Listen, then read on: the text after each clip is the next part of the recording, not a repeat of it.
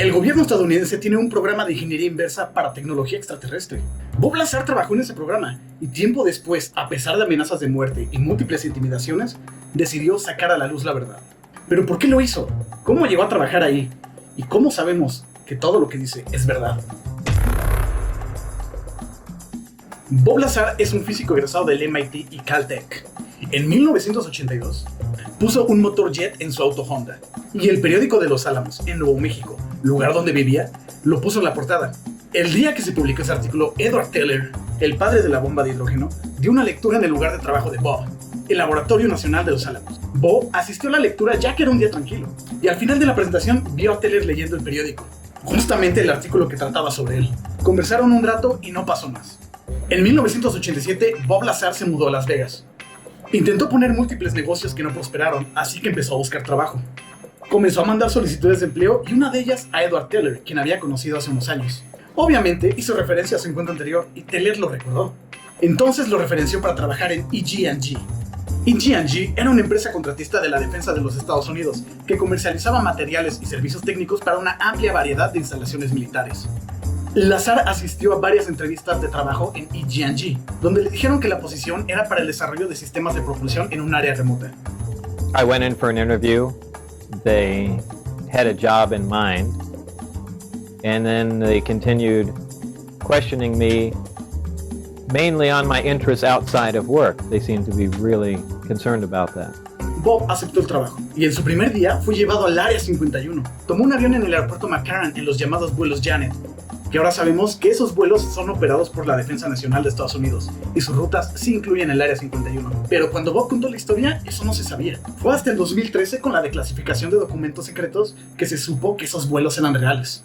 Y no sería la primera vez que el tiempo le da la razón a Bob. Cuando llegó al Área 51, lo dieron de alta en un dispositivo de lectura biométrica que medía la medida de la estructura ósea de la mano y se utilizaba como medida de seguridad para la identificación de personas. Después de eso, solamente fue papeleo. Y aunque sí se mencionaba que trabajaría haciendo ingeniería inversa para tecnología alienígena, Lazar no le prestó mucha atención, ya que pensó que esa información era falsa y solo estaba puesta ahí por si llegara el caso de que se filtrara esta información, supiera quién había sido.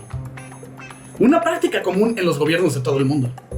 I was given a lot of briefings to read on, I believe there were 121 different briefings, and they just sat me in a room and they had while they were going and updating my clearance to a level that they call majestic.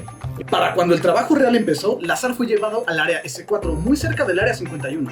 Dice que estaba dentro de una montaña y que cuando cruzó el hangar, lo primero que vio era un platillo volador. I went into the hangar door, and in the hangar door was the disc, the flying saucer that I worked on.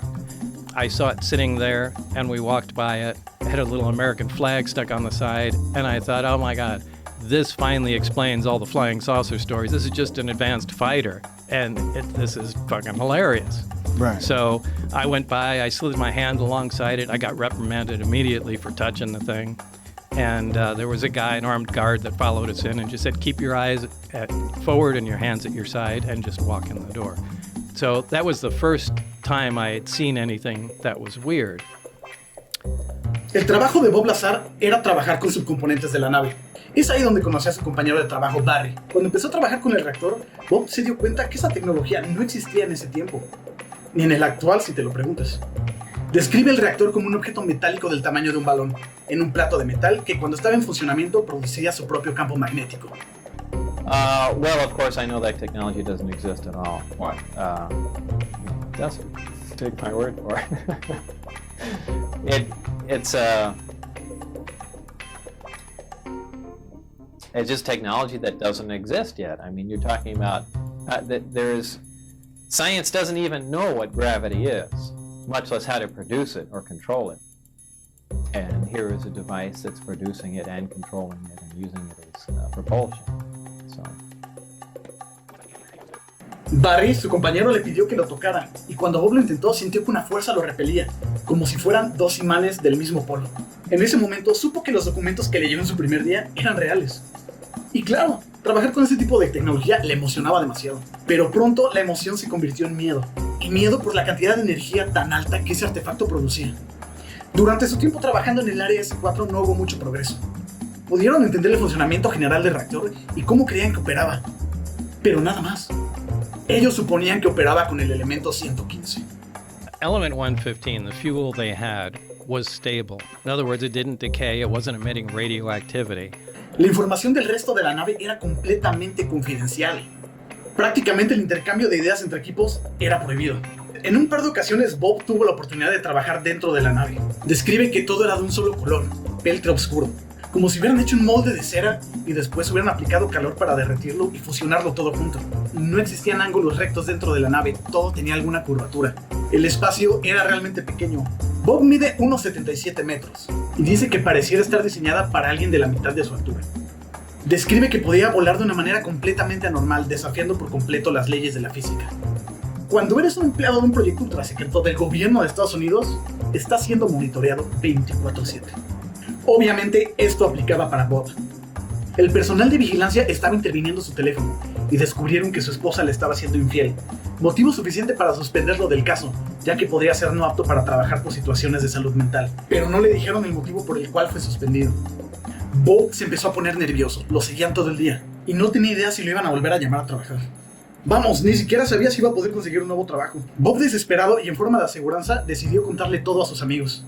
Y un jueves por la noche los llevó al desierto para que vieran las pruebas de vuelo. Mientras veían y grababan estas pruebas de vuelo, vieron que una luz verde los empezó a seguir. Ellos estaban en completa oscuridad, no podían siquiera ver su propia mano enfrente.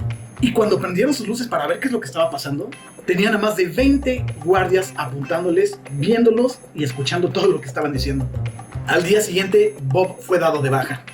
Le dieron un informe de las grabaciones de su esposa y le leyeron las conversaciones que tenía con su amante. Le explicaron que ese había sido el motivo por el cual lo habían suspendido. Lo dejaron ir, pero no se fue tranquilo. Ahora ya sabía que no solo lo estaban monitoreando y siguiendo, sino que también estaba en grandes problemas. Y en su desesperación, contactó al único investigador del fenómeno OVNI que encontró en Las Vegas. George Knapp investiga la historia a fondo y saca al aire una entrevista a Bob Lazar, pero de manera anónima. Se referían a él como Dennis. Chiste local, ya que ese era el nombre de su supervisor en S4. He called right after and he said, "Do you have any idea what we're going to do to you now?" And I said, "Well, no." He hung up the phone. Para protegerse a sí mismo, Bob dio la cara y dio nombre. Y el gobierno, al no poder hacerle nada, se encargó de borrar cualquier registro de él para hacerlo parecer un loco más. Cualquier persona que estuviera relacionada con Bob fue auditada por el fisco. Si tenían algún tipo de rango o puesto en el gobierno, les fue removido. Eran seguidos y acosados. Se encargaron de incomodar a cualquier persona lo más mínimamente relacionada a Bob, ya que si no podían hacerle nada al hombre, le causarían problemas a su alrededor. Lo cual es una forma muy efectiva de callar a alguien. De pronto, nadie en el Laboratorio Nacional de Los Álamos lo conocía, a pesar de que la publicación en el periódico lo mencionaba. El MIT dijo que nunca había estudiado ahí. Bob Lazar perdió todo. Se quedó sin trabajo, sin esposa, sin amigos y fue ridiculizado a nivel nacional. Sus afirmaciones eran desechadas. Nadie creía en los medidores biométricos de estructura ósea. Nadie creía en el elemento 115 que no estaba en la tabla periódica. El laboratorio donde se supone que había trabajado lo desconoce por completo. Y lo más absurdo, describe una nave que podía volar desafiando a la física. Pero como se los dije, eventualmente el tiempo iba a redimir a Bob Lazar. Es cierto que el elemento 115 no estaba en la tabla periódica en ese tiempo, por lo que sus detractores lo usaban como prueba para desacreditar a Bob. Pero en 2004 se logró sintetizar por primera vez el elemento 115. Y aunque esta versión sintética no era estable y se descompuso en milisegundos, fue lo suficiente para agregarlo a la tabla periódica, con el nombre de Moscovium. El investigador Jeremy Corbell consiguió fotografías del medidor biométrico que describió Lazar, y también encontró un directorio telefónico del Laboratorio Nacional de Los Álamos, y el nombre de Bob Lazar estaba en él.